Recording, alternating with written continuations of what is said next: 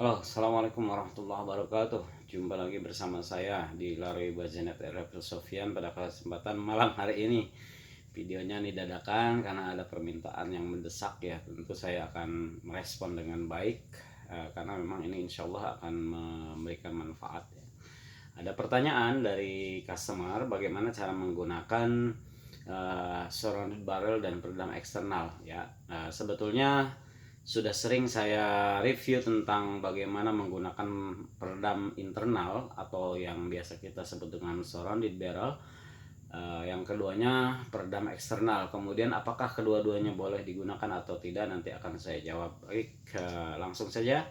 Ini ada penampakannya satu buah unit ya, sengaja saya copot lah, tidak masalah ya, karena ini kita sedang menerangkan surrounded barrelnya yang ada di hadapan para sahabat. Ini adalah sebuah unit efek MK2 Laroiba. Kemudian bagaimana sih cara menggunakan tadi ya pertanyaan surrounded barrel. Nah, ini yang kita sebut dengan surrounded barrel ini adalah peredam internal. Jadi include dengan peredam internal. Kalau kita cepat peredam eksternalnya, dia masih belum bisa dikatakan menggunakan peredam internal, karena peredam internalnya sendiri tentu ada cara menggunakannya. Caranya seperti ini. Perhatikan ya, ini sebetulnya saya menggunakan tangan kanan ini, tapi di layar saya melihatnya ini tangan kiri ya. Kita ilustrasikan ini tangan kanan lah. Cara menggunakan surrounded barrel, pertama kita putar berlawanan arah jarum jam seperti ini, pelan-pelan saja karena kita tidak sedang terburu-buru ya, karena untuk mendapatkan sesuatu yang presisi tetap kita harus pelan, walaupun dalam keadaan misalkan darurat ya, ada buruan kita cepet-cepet ya. Sebetulnya ini harus dipersiapkan di awal. Kita akan memutar seperti ini karena ini di sini ada derat ya. Nah, ketika kita sudah deratnya sudah lepas, sudah terbuka, kita tinggal sorong ke depan. Ini kita sorong ke depan, lihat ya. Sekali lihat, perhatikan. Ketika saya cabut atau saya sorong, ini hanya peredam internalnya yang akan keluar. Nah, ini sudah keluar dan ini sudah menggunakan dua peredam, berarti artinya peredam internal dan peredam eksternal. Nah, ini bolehkah digunakan dua-duanya? Boleh, tentu boleh, karena fungsinya memang bisa mau dua-duanya, bisa salah satu, cuma tetap akan saya kasih tahu kalau menggunakan satu peredam saja resikonya apa efeknya ya. Kemudian kalau dua-duanya dipakai juga efeknya apa. Yang pertama, jika dua-duanya, karena yang sudah dilihat kan, jika dua-duanya kita pasang itu sah-sah saja. Namun ada beberapa hal ketika kita sebelumnya hanya menggunakan peredam eksternal, perkenaan di jarak 50 meter itu akurat, misalkan di zero atau di crosshairnya. Ketika kita menggunakan dua peredam tentu akan berbeda nanti perkenaannya. Kenapa? Karena di sini ada resiko yang kita ambil, karena peluru yang kita lontarkan, yang dilontarkan oleh senapan ini akan menemukan dua ruang peredam. Yang pertama peredam internal, kemudian peredam eksternal. Tentu dia akan sangat berpengaruh kepada akurasi. Caranya bagaimana? Kita harus mencopot laras lagi. Artinya mencopot laras itu untuk mengetahui apakah ujung peredam dengan pangkal laras itu sejajar, presisi, tidak ada bulan sabit. Kalau ada bulan sabit berarti ada yang bengkok misalkan. Karena memang di sini ketika kita sorong boleh jadi ada beberapa 0, sekian milimeter yang berubah ya, sehingga tingkat kepresisiannya berkurang, tidak presisi lagi, katakan seperti itu, minus presisinya. Ketika ada hal menemukan ada bulan sabit, maka pasti yang terjadi adalah akurasi akan tidak sesuai dengan yang diharapkan dengan menggunakan peredam eksternal, karena ini sudah menggunakan dua peredam ya, surrounded barrel dan ini.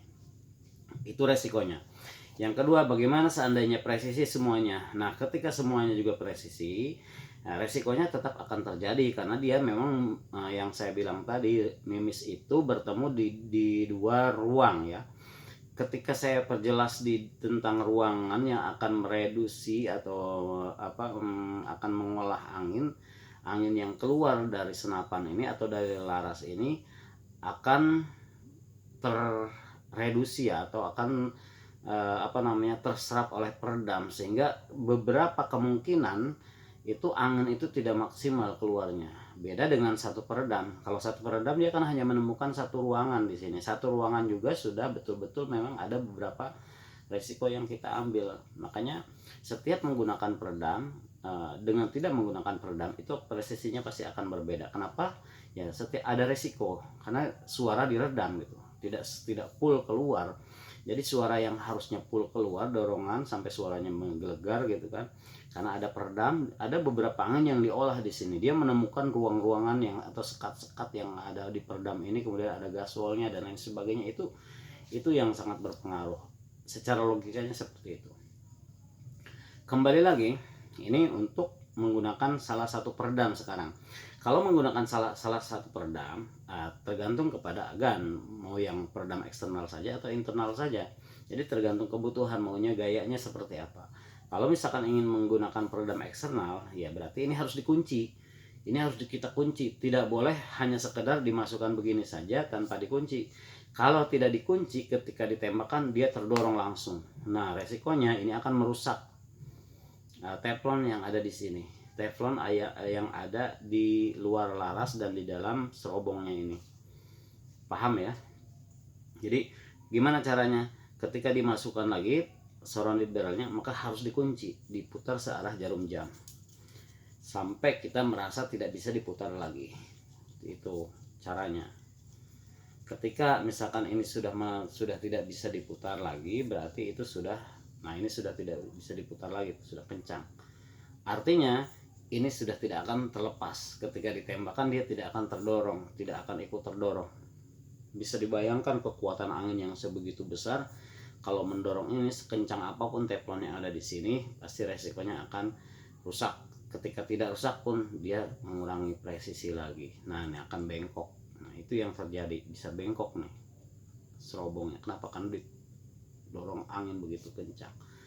Nah, buat saya pribadi sih saya lebih elegan seperti ini. Jadi tetap menggunakan peredam eksternal, tetapi peredam internalnya kita masukkan. Ini yang disebut surrounded barrelnya kita masukkan.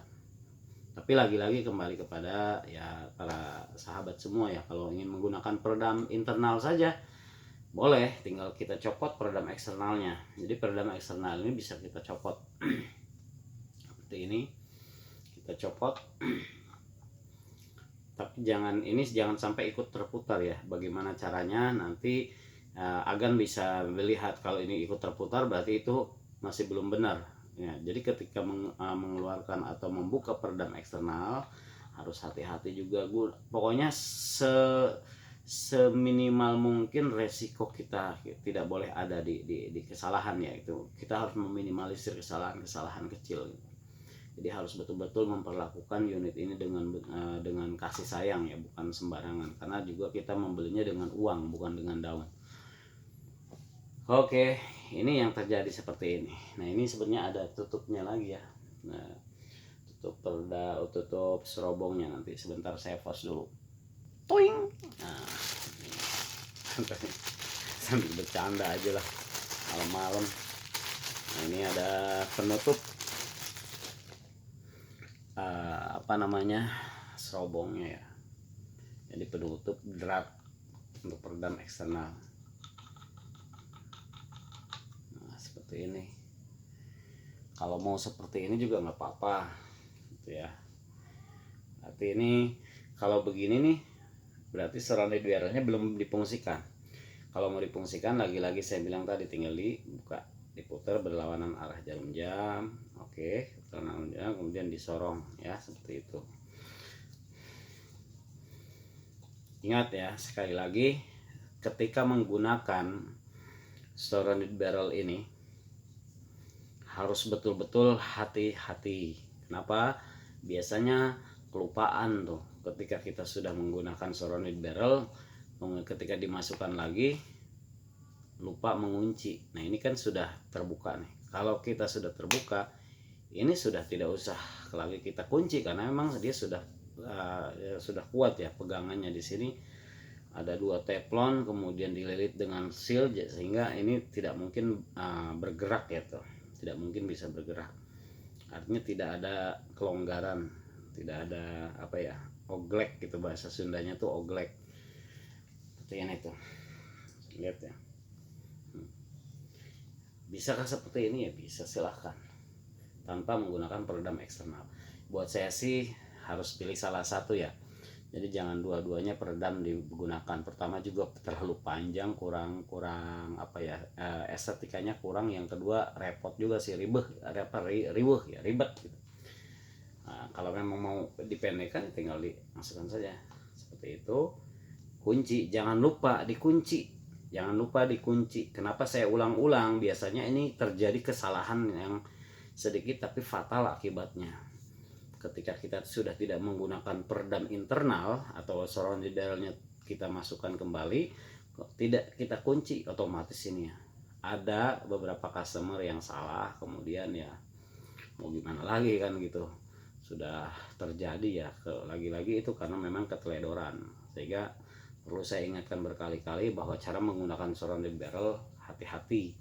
Jadi jangan asal pede gitu, kadang kelupaan dimasukkan saja, kemudian kita kokang tembakan, nggak taunya ini bisa lepas, atau bukan bisa lepas ya, bisa terdorong kuat sehingga merusak teflon penahan yang ada di sini. Ingat, saya kira itu. Terima kasih banyak. Gunakan senapan Anda, senapan para sahabat yang sudah dibeli dengan uang yang tidak sedikit. Manfaatkan dan berikan kasih sayang yang terbaik untuk unit kesayangan Anda dengan cara mengikuti regulasi, mengikuti aturan, mengikuti petunjuk dan arahan yang saya berikan, atau yang mungkin yang bisa didapat di YouTube yang lainnya. Dengan cara itulah mungkin salah satu cara untuk membuat unit kita awet dan semakin membanggakan. Terima kasih. Salam satu laras. Assalamualaikum warahmatullahi wabarakatuh.